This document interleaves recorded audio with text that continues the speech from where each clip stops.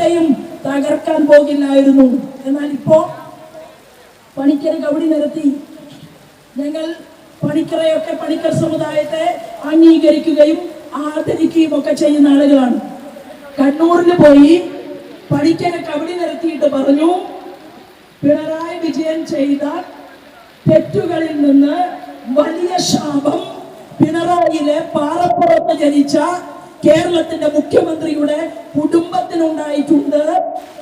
മുഖ്യമന്ത്രി കസേരയിൽ നിന്ന് താഴെ ഇറങ്ങിയാൽ ജയിൽവാസം അനുഭവിക്കാൻ മകൾക്കും മരുമകനും യോഗമുണ്ട് എന്നും അതിന് നിങ്ങൾ അയ്യപ്പ ഭക്തന്മാരെ ഒരുമിച്ച് ചേർക്കണമെന്ന് അത് കബഡി നിരത്തിയ ആള് പറഞ്ഞോ എന്ന് എനിക്കറിയില്ല. പക്ഷേ ആ കുടുംബത്തിന് ശാപമുണ്ട് എന്ന് ഇവിടെ നിന്ന് പോയ പാലക്കാട്ടുകാരൻ പണിക്കർ കബഡി നിരത്തിയിട്ട് കമല ചേച്ചിയോട് പറഞ്ഞു. പരിഹാര ക്രിയകൾ നിർദ്ദേശിച്ചിട്ടുണ്ട്. ഈ മഴയിൽ നിങ്ങളുടെ മുന്നിൽ നിങ്ങൾ നനഞ്ഞിരിക്കുമ്പോ പ്രസംഗിക്കാൻ ഞാൻ പാടില്ല